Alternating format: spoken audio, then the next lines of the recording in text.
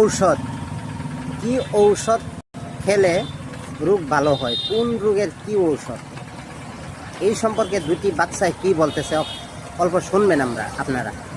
এরকম দাওয়াই যদি আপনারা মনে না রাখেন তাহলে কোন দাওয়াই মনে রাখবেন? ভালোভাবে শুনে নেন কথাটা কি বলছে দুইটা বাচ্চায়, কোন রোগের কি ঔষধ আর কি কি বলতেছে অল্প শুনে যান।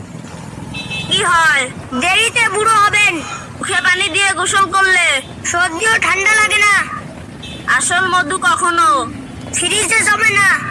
গলা ব্যথা কমাতে আদার রস খান। ডায়াবেটিস দূর করতে হলে মেথি ভিজানো পানি খান। অতিরিক্ত মাংস খেলে কোন রোগ হতে পারে? ক্যান্সার ও হৃদরোগ। অতিরিক্ত কাঁচামরিচ খেলে কোন রোগ হতে পারে? গ্যাস্ট্রিক ও পাইলস। অতিরিক্ত মশলা খেলে কোন রোগ হতে পারে? গ্যাস্ট্রিক। অতিরিক্ত লবণ খেলে কোন রোগ হতে পারে?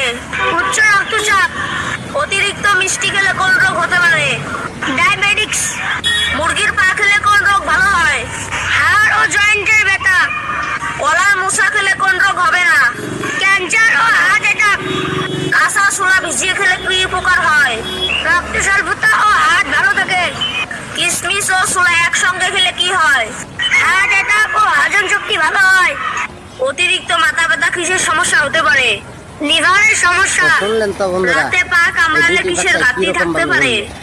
ম্যাগনেসিয়াম এর ঘাটতি। চোখের নিচে কালো